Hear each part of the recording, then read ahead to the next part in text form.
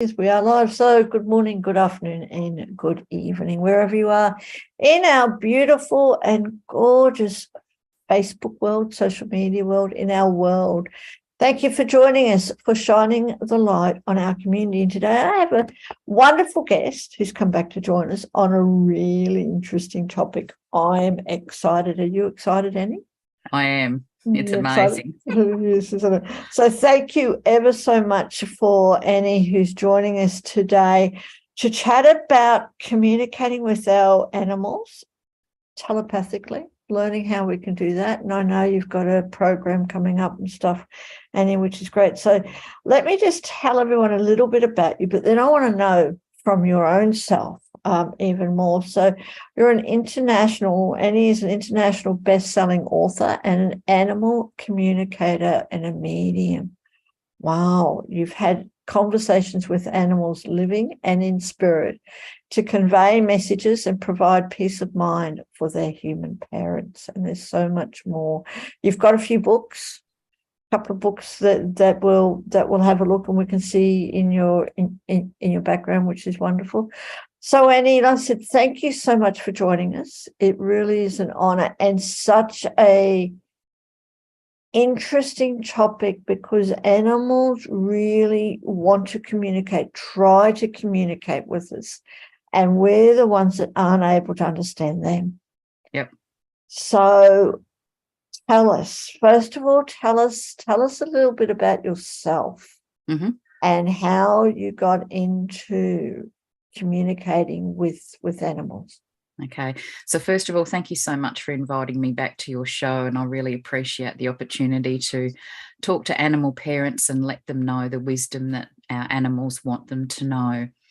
So for as long as I can remember, I'd always thought that my animals could understand me. And I actually used to say to them, I wish I could speak cat.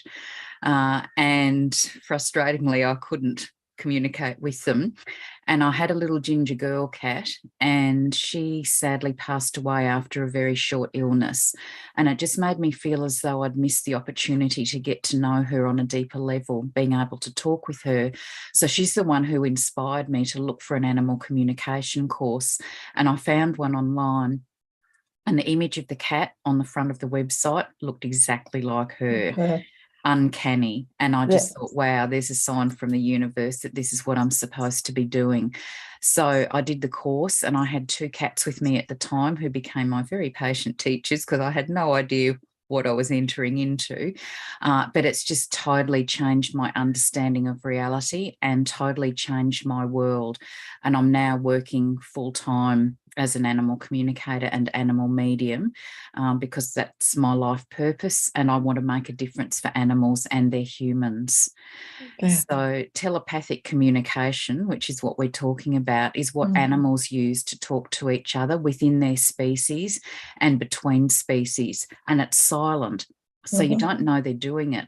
So, you see dogs meeting each other in the street, rubbing noses. They're having a conversation, but we're not aware of what they're actually saying. I've caught my cats having a family meeting, and they're all sitting close together, all looking at each other intently. I don't eavesdrop and listen to what they're saying, but I know that they're having a little social gathering and discussing something. And it's something that we can all do naturally as children. And if you look at little kids, they actually squat right down next to the animal and have a conversation with them. And they can tell you exactly what the animal said, but most humans think, oh yeah, very nice, but don't understand that it really is a genuine conversation. And something happens as we grow up, and that telepathic communication ability just stops. But it's something that we can reactivate again. And once we know how to communicate with animals, it makes a whole world of difference for our animals, because as you quite correctly said, animals are trying to communicate with us, and it must be very challenging for them and frustrating that we just don't get it. So they have to use their eye language, they can use body language, they can use different vocalizations. And if they're really desperate to get a message through, they can change behaviors, and that certainly gets our attention. But once we can connect with them and communicate with them telepathically, then they can tell us what they want to, when they want to, and we can also find out what's happening in their world as well. And isn't that amazing? I mean, wouldn't it be so much easier in a world when we can? I mean, communicate telepathically, not just with ourselves, but with animals and things like that. How has that helped you in your life and also your clients' lives, the people that, your pets' lives, more importantly? Mm-hmm. So for my animals, I've been very blessed to have animals here who part of their life purpose is to help me with my life purpose. So some of them are healers and they help with the distance healing work I do to support animals and humans. And some of them are teachers. So they've been able to teach me about healing modalities, and obviously teaching me about the animal communication as well. They've just taught me so much wisdom. So I wrote my 2 books in 2018. And I'm actually writing my 3rd book now because they've taught me so much more that I just want to share that new wisdom with the world, particularly about their soul journeys and soul reincarnation, because I find that absolutely fascinating, and the soul connections we have with our animals as well. But that's a whole other story. So helping parents, if they know how to communicate with their animals, then they can find out what's happening. So if they are seeing behaviour changes with their animals, or if they think that there's a health issue and they want to understand what's happening, they can find that out. But then on a soul level, they can ask their animal why they're with them. What is their soul purpose? Why are they together? They can also ask whether they've had a soul connection before. And what I'm finding out now is that some people's childhood pets have actually reincarnated and come back to have another lifetime with them. And the humans weren't aware. They may have thought something was a bit familiar, but a lot of people aren't aware that soul reincarnation happens. And I had no idea it happened until one of my cats let me experience it, so that I knew that it happened. And then I could help other people knowing that it happens as well. And sometimes our animals have had past lives with us, and everyone may not be familiar, but my understanding is that as a soul, we can choose to incarnate as a human or an animal, and we keep coming back in either form because we have soul lessons to learn and to master. And each lifetime, when we've mastered those lessons, when we come back, we have new lessons to learn. So some of the animals I've spoken with have actually had past lives with their humans. So they could have been their child. They may have been an animal with them in a past life. And some of them just keep coming back to have multiple lifetimes with us. So one of my clients at the moment, her dog is about to come back and have his 4th lifetime in a row with her, which is just phenomenal. And I'm sure there's other people out there with similar experiences. I've got a few clients that have had 3 successive lifetimes with their animals. So it's just amazing that they can come back. They don't all come back. But for human parents to know what this strong bond is with the animal just changes their understanding. It deepens the relationship. And once animals can talk to us, then they can tell us, I'm hungry, I want this. We can find out lots of things about them. Do they want to compete? Do they want to go on a holiday? And do they want to be a parent and have their own children? So there's lots of things we can find out to enrich our animals' world as well as ours. And wouldn't it make it, again, life so much easier?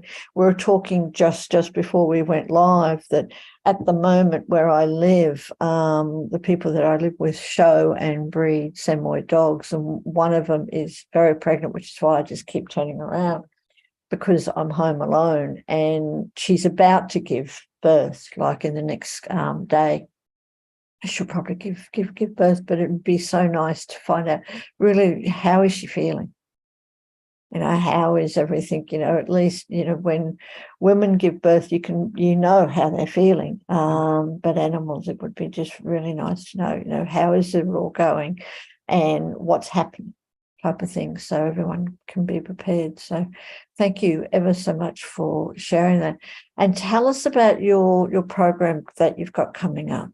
It's actually already started. So it's an animal communication mentorship program. So I've had my first few graduates through the program, which is very exciting. And so it consists of 11 foundational videos that participants need to watch. They're very short, but it just gives an introduction to what telepathic animal communication is, how it works, and the benefits of it, some of which we've been talking about now. And then I get them to read my book, The Bridge to Animal Consciousness, Yes. because for a number of people, that's actually helped activate their telepathic communication channel. And I've had people read the book and then they say, I heard my animal's voice. And that's just so exciting. So when you hear the voices, you actually hear them in your head. It's not an audible sound in your ear. It's very weird when you hear it for the first time. And it's a voice that's different to your inner voice, your inner guidance voice. And animals have all different voices, just like humans. So you can hear the emotion in their voice when they're talking as well. But telepathic communication is more than verbal. There's also visual. So animals actually can send us images. And it's funny, one of the ladies who's just done my course, her cat loves roast chicken. So he keeps sending her images of chicken now when he's hungry as a hint of what he would like. So they can send an image of something to explain something to us, or they can send a word sending us the letters. So if they want to send us love, they can send us the letters LOVE. They know how to spell and they can send us the word. Or somehow they have the thought transference technology to send us a little video, and we can end up seeing this video in our head. I don't know how they put it in our heads, but it's just incredible. So that can explain a lot. Or you can ask them, what's your favorite part of the day? And then you'll see this video with you and them interacting. And it's just so beautiful when they share that with you. Yeah. But they can also share emotions and feelings. So you can actually feel in your body what they're feeling. So in the program, once everyone's watched the videos and read the book, we then do 3 months worth of one-to-one mentoring sessions, and people nominate 2 animals to connect with. And I actually do a lot of work with them behind the scenes, preparing them for the exercises we'll be doing, because this is very new for them. A lot of animals haven't had to speak telepathically to a human before. And so I go through and explain what we're doing. And I also have to get their consent first to actually want to help their humans master telepathic communication. But it's just been so interesting because animals understand everything that we say, but a lot of them have very extensive vocabularies. And some of the words they use, we don't use in everyday language and communication. So, and some of the words they've told us in some of the exercises, I've never heard of. And so I've been looking up the dictionary and there's the word. So whether these are old souls that have, spoken English for a long time and know a lot, I'm not quite sure, but it's just phenomenal what they come out with. So we had a cat recently who had to send his mum a word starting with the letter S. And so he said supercalifragilisticexpialidocious from Mary Poppins. Now, I've got no idea how he knew that word, but I think he thought he was pretty clever saying that. And then his sister, for the word starting with the letter T, sent Tyrannosaurus Rex. And then they've sent all sorts of words like turgid, which we don't use commonly, and voracious. So for people who just think their pet is a pet who understands no and walk and that's it, I'm here to let you know that, in fact, our animals are extremely intelligent and also very intuitive. So we just do a number of exercises in these sessions, backwards and forwards, and just confirming that the animals are receiving the messages from their humans. And then they practice in between the mentorship sessions. And then we have another session and do a different lot of exercises and gradually advance. So we're getting longer conversations and also talking to animals in spirit. Because for me, when we connect with an animal, we're connecting with their energy, their soul. Yes. And so it doesn't matter whether they're living or in spirit, we can still connect with them. So that's been very profound for my graduates as well, being able to talk to their animals in spirit and get messages from them. Wouldn't it be amazing to be able to experience that? So thank you for sharing that. We have had a few comments from people who are listening, including Sharon. I'm just refreshing now. Sorry, Sharon, just so I don't lose anything. Unfortunately, because we're live, I can only get one comment at a time. No, not one comment, 4 comments at a time. But Sharon is saying hi, and she's saying that her childhood cats have come back to her 3 times, also her dogs. And she's asking what you've already talked about is, can we as humans leave and come back as animals? That she believes that it is possible.